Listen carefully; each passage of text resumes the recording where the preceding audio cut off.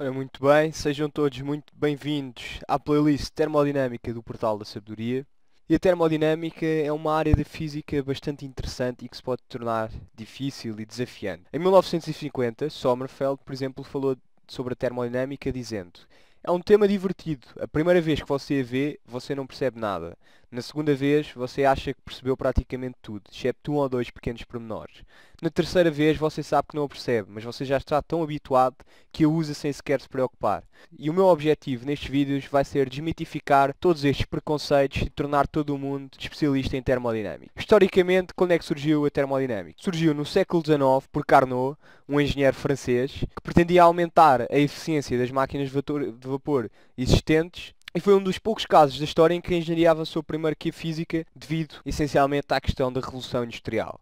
No entanto, nós aqui não vamos fazer uma abordagem da termodinâmica por ordem cronológica dos avanços científicos. Vamos fazer uma abordagem à física. Nós queremos aprender física, não queremos aprender história. Para percebermos a utilidade de termodinâmica, vamos imaginar aqui um dado caso. Queremos descrever a evolução do estado do ar dentro de uma sala, que eu já desenhei aqui o ar dentro de uma sala, ao longo do tempo. Se analisarmos o ponto de vista da mecânica clássica, não é?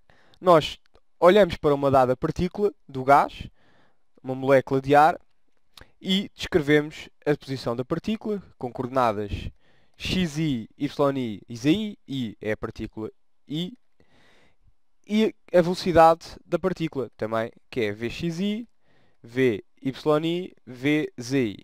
Logo, precisamos de conhecer 6 variáveis por partícula, o que corresponde a 6n variáveis para conhecer um gás de n partículas. O problema é que o número de moléculas do ar dentro de uma sala é da ordem do número de Avogadro, que é da ordem de 10 elevado a 24 moléculas. Logo, do ponto de vista computacional, de possibilidade de fazer contas, é impossível descrevermos o gás desta forma. É óbvio que podemos fazer algumas simplificações, não é? Até que ponto é que é-nos importante conhecer a posição e a velocidade de uma dada molécula que nem sequer conseguimos ver? É aqui que entra a beleza da termodinâmica. Em vez de nos preocuparmos com as posições e as velocidades de cada partícula, preocupamos-nos apenas com quantidades médias macroscópicas, como por exemplo, temperatura, pressão e volume. Quantidades essas que podemos medir. Por exemplo, em termodinâmica, não nos interessa tipicamente a fórmula da sala, basta-nos apenas saber o seu volume. Estas três quantidades não são independentes e estão relacionadas por uma função, são basicamente a curva de nível de uma função, a que chamamos equação de estado. Basta pensarem, por exemplo, num cilindro isolado com um pistão. Se baixarem o pistão, estão a aumentar a pressão sobre o gás, a diminuir o volume que este ocupa e a aumentar a sua temperatura. Portanto, de certa forma, esperamos que estas quantidades se relacionem. A termodinâmica interessa-se especialmente também pela troca de energia entre um dado sistema e a sua vizinhança.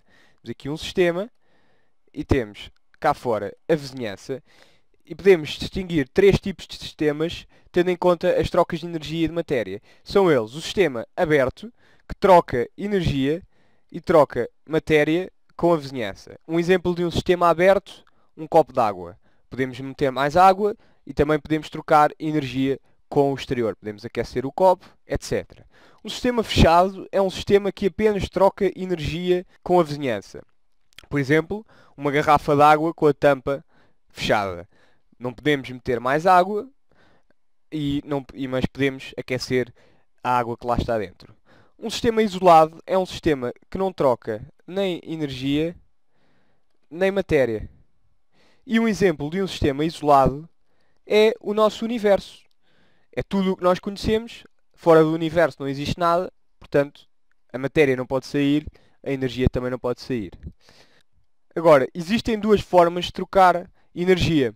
São elas o calor, Q, e o trabalho, que se representa pela letra W de work, trabalho em inglês. O trabalho corresponde ao conceito de trabalho da mecânica clássica. O calor é um conceito novo, é um conceito da termodinâmica e pode-se trocar calor por três mecanismos. Por radiação, por condução e por convecção. A radiação é, por exemplo, a radiação que o Sol emite. Condução é, por exemplo, encostarmos a nossa mão a um aquecedor, estamos a aquecer por condução, e convecção é um fenómeno que existe em fluidos, onde aparecem as chamadas correntes de convecção. Nós vamos estudar estes fenómenos nos últimos vídeos da playlist termodinâmica, portanto aí abordaremos em mais detalhe. Nós falamos de calor quando temos troca de energia entre corpos devido à sua diferença de temperatura. E quando dois corpos trocam energia sob a forma de calor, dizemos que estão em contacto térmico, e quando as suas temperaturas se igualam, dizemos que se atingiu o equilíbrio térmico. Na termodinâmica existem 4 leis essenciais. A primeira é a lei zero, depois temos a primeira lei, a segunda lei e a terceira lei, sendo que nestes vídeos abordaremos apenas da lei zero à segunda lei da termodinâmica. A terceira lei deixamos para a física estatística. E a lei zero diz-nos que se A e B estão em equilíbrio térmico, tal como B e C, então A e C também estão em equilíbrio térmico, o que significa que podemos atribuir uma temperatura T aos 3 corpos. Esta lei expressa uma relação de transitividade, é o nome que os matemáticos dão a este tipo de relações. Para finalizarmos, vou-vos dar umas luzes de porque é que a termodinâmica pode ser difícil de aplicar. E a resposta é porque existem várias maneiras de descrever o mesmo fenómeno. Por exemplo, nós temos 3 variáveis termodinâmicas, pressão, volume e temperatura, das quais só 2 são independentes devido à equação do gás ideal.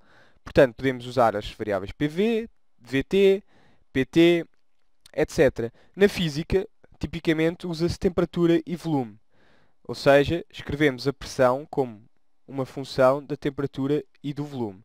Enquanto que na química, por exemplo, utiliza-se a temperatura e a pressão, pois são variáveis mais fáceis de controlar e de medir em experiências químicas. Como temos mais que uma variável, vamos necessitar de utilizar cálculo em Rn, neste caso R2. Vamos utilizar uma notação que vai facilitar a identificação das nossas variáveis.